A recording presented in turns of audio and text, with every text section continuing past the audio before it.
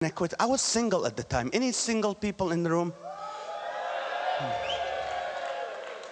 I was single.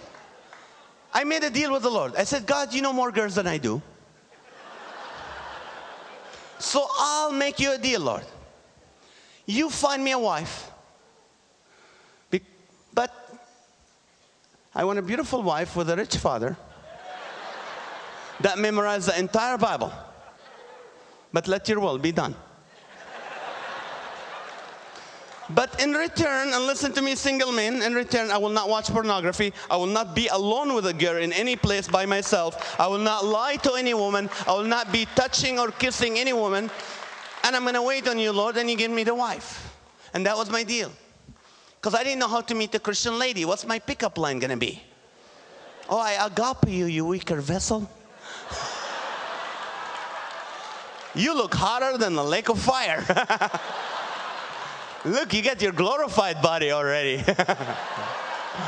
Oh, you remind me of the verse that said, love thy neighbor.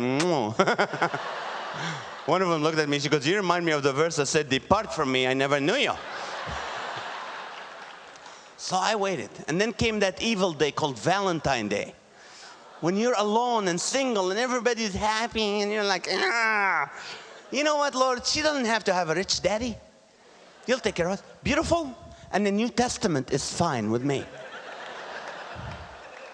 Another year I started losing hair. It's painful on a guy who's single. You know, like, Lord, you know what? She doesn't have to be beautiful. Just okay. And the book of John is fine with me.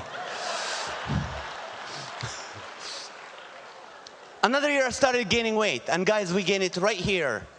When you start erasing your phone messages without touching it. Or you can't hear a ring anymore.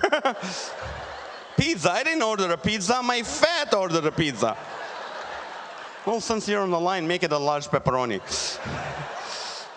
I said, you know what, Lord? John 3:16, bring her over. I'll witness to her.